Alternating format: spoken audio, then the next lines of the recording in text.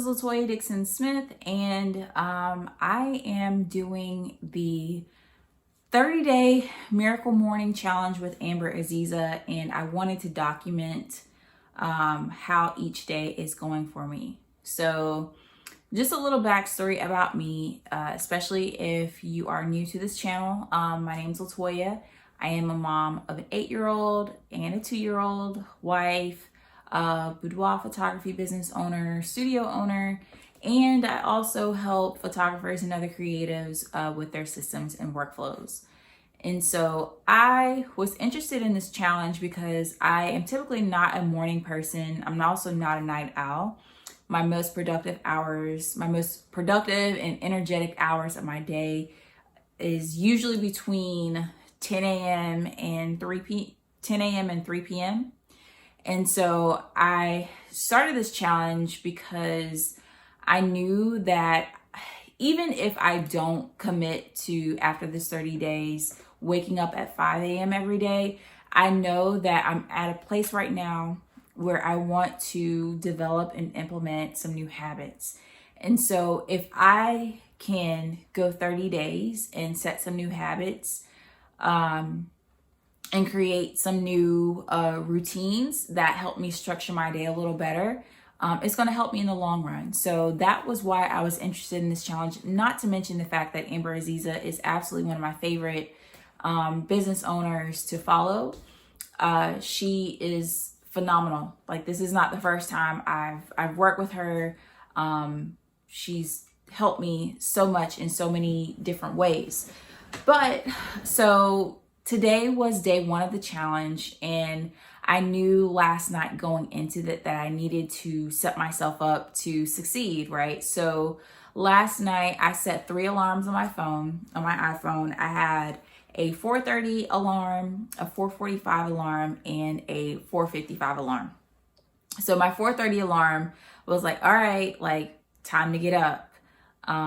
My 4:45 alarm was like, all right, like, you kind of pushing it, you can still make this happen. And of course, my 4:55 alarm was like, look, if you don't get out of bed right now, it's gonna be some problems between you and I, like me, you and I, but but this morning I definitely hit that snooze button at least a couple of times. I don't think I was out of the bed until about 4:50, but that still gave me enough time to get into the bathroom, to wash my face, do my whole skincare routine, get downstairs, and put on a cup of tea before the meeting actually began.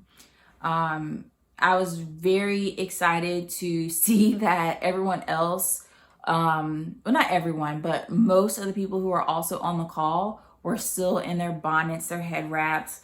Some people were still in bed. They just had like their laptops or their phones open. So I wasn't alone in not being that morning person. And of course, like, everyone shows up with different intentions, with different goals in mind, and different reasons. One of the good things about this challenge too is that we are broken up into accountability groups. And so I found out that in my group that the other women who were in my group are still working in their 9-to-5 jobs, and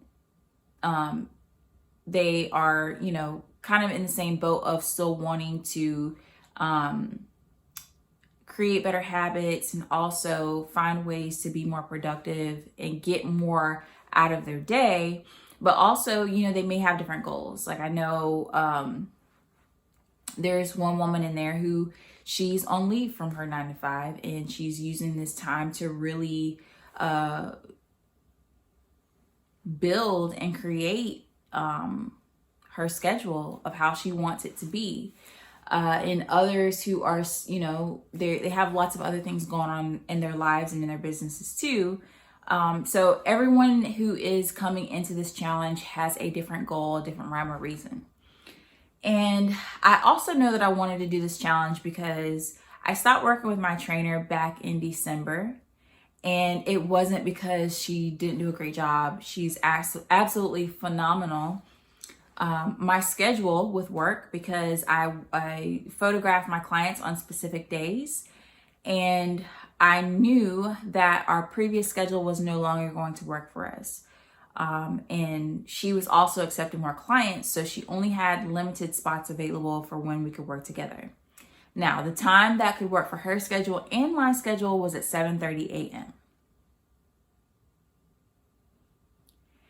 And if you know anything about me, I love to sleep. My mom's nickname for me is Sleeping Beauty. I love letting the birds wake me up in the morning, and just leisurely rolling out of bed, not waking up to an alarm clock, not really having anything pressing to do until after 9 a.m. Like, that is just how I want to structure my day. I do not want to be bothered before 9 a.m. I don't want to have to work on anybody's stuff before 9 a.m. I don't want to have to be rushed to do anything before 9 a.m. Like, I know that if I am going to be effective, productive, or even enthusiastic about the work that I do, that it has to come after that time. It's just not going to happen. Because when we used to work out together, our workout time started at 9 a.m. So I already know 9 a.m. was like a good time for me. So when she told me that, her only spot available was 7:30, I was, I'm never going to back down from a challenge. One thing about me, I'm not going to back down from a challenge. But I had to really get honest with myself. And it was like, Latoya, do you really want to work out this early? Not do you want to work out this early, but are you willing to sacrifice your sleep, your desire to sleep, your desire to allow your natural body rhythms, your sleep patterns to, cycle, and interrupt that by challenging yourself to get up and work out? And when I was honest with myself, I was like, no, I'm not willing to sacrifice that, at least not right now. My goals for working out were, of course, to get stronger. I had some body goals as well, but ultimately, sleep one, or at least sleep at that hour, right? Because sometimes, you do have to, for things that you want, sometimes you do have to make sacrifices, and you do have to put in the work and the effort to get things done. But I had to be honest with myself and say that this is not something that I'm willing to trade for at this particular moment. So, stop working out. I've since then been taking some evening classes, and those have been going really well for me. But now that I'm doing the 5 a.m. Miracle Morning Challenge with Amber, it really was also a challenge to see like how I was feeling at 7 a.m. now, or 7:30 a.m. The difference I feel is that now with this challenge, I can challenge myself from the comfort of my own home. I don't have to leave the house. I'm still near my kitchen. So, one of my other challenges is eating in time before a workout. So I know that if I'm doing this challenge, the kitchen is just right there. I can go grab a snack. I can go grab water. I can go grab whatever I need. Everything is within, a few steps here or there to make things happen. And I'm still in my own comfort zone. So the challenge is helping me to gauge what my energy is like at 7 a.m. And I will tell you that I was very sleepy. I'm still a little sleepy right now, which I'm pretty sure a nap is going to be in order this afternoon. But I knew like at 7 a.m. today, that's when actually my kids woke up, or my son woke up. So our challenge call lasted from 5 a.m. to 6 a.m., like on the dot. And then from about 6 a.m. to 7 a.m., I took some time to stretch, just to think about how I wanted my day to go. I got like a little bit, drank some more tea, and got a little bit to eat. And I unloaded the dishwasher because I ran it last night. So in the process of me unloading the dishwasher, my son walked in, and he scared me actually because I had my headphones in and I was listening to music as I was unloading the dishwasher. So my son walked in, and of course, he's talking to me, asking me why I'm up, and trying to figure out what is really going on. And then maybe another half hour later, my daughter woke up. So everyone in the house except for my husband was up and going by 7:30 a.m. At this point, I'd already been up a couple of hours, and it was just, interesting to see how productive I was. And again, my goal not necessarily is productivity, but is just to challenge myself and to really gauge like what my energy is like, and if this is going to be sustainable for me. If I can do it for 30 days, I may be able to do it for longer, but I'm not committing to that, at least not at this point. The goal is to learn how to set new habits, how to create new habits, how to make them sustainable. Because I'm also rereading Atomic Habits by James Clear. And I've read this book before. Yesterday, or a few days ago, a friend of mine, she recommended it to me because I kind of told her what some of my new goals were, some of my new intentions are in this season of my life. And she's like, oh, you should read this book, Atomic Habits. And I was like, oh, I've read that book before.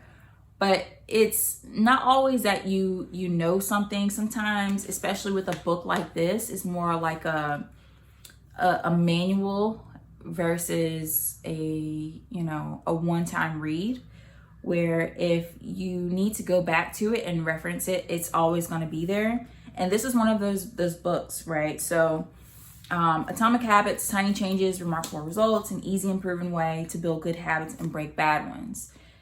And I listened to the audiobook yesterday, and of course, as I'm listening to the audiobook in the background of me cleaning up and me doing some work, I'm like, I need this book. Like, I need to have a physical copy here. So I went to Barnes and Noble yesterday, and I picked it up right before they closed, and I'm rereading it again. And this time, got the highlighter, got my pen to make some notes inside the physical book.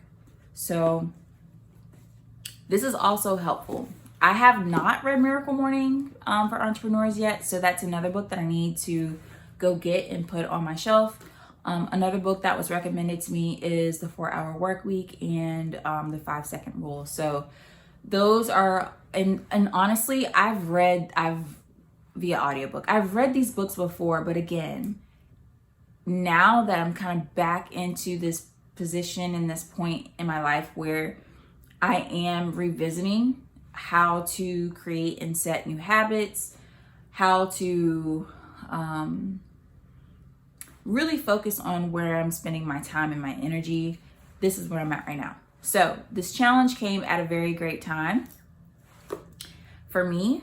As it relates to my systems business, I just sat down and had lunch with a friend, and we talked about like what our goals are, what our vision is for our businesses. And of course, with photography, or with my boudoir photography side, like I am in a place where I've got a great process.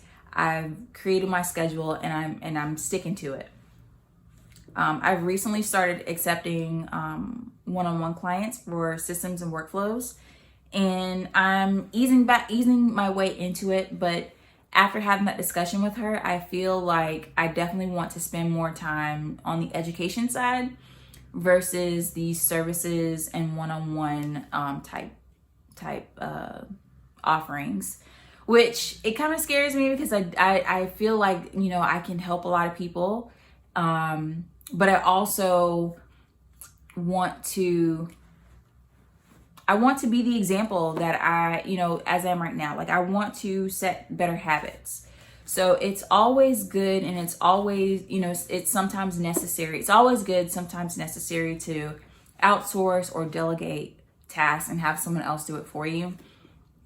I think too, it's probably more sustainable, and it is more beneficial at times too, if it's something that's within your skill set, within your wheelhouse, and within your desired scope of living, I guess you want to say. If you can, instead of just pushing it off or handing it off to someone else, learn how to incorporate better habits and create a system to make it easier for you to manage on a day-to-day basis, as opposed to waiting until it gets to a point where you need someone to do this like massive overhaul or kind of help you out of a crisis, versus more preventative measures and setting up a system that helps you on a daily basis.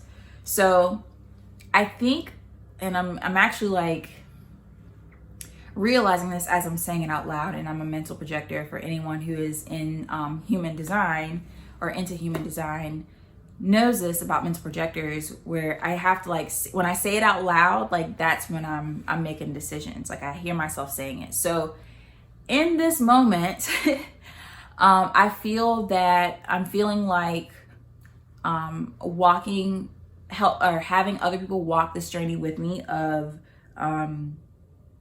building better habits and building better systems to sustain better habits, and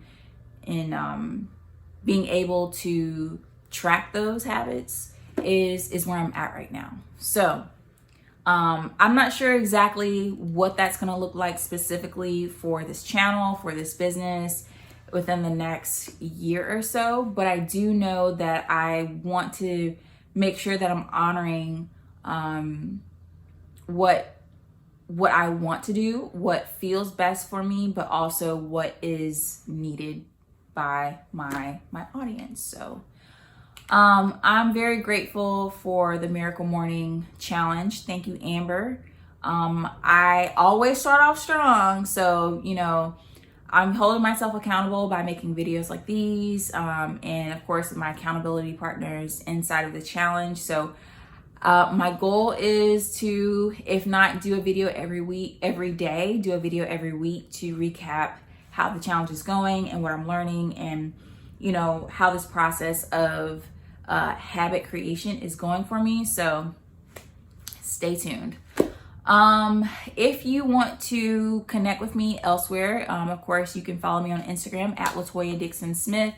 Most of the content over there is just my daily ins and outs, and what's kind of going on behind the scenes.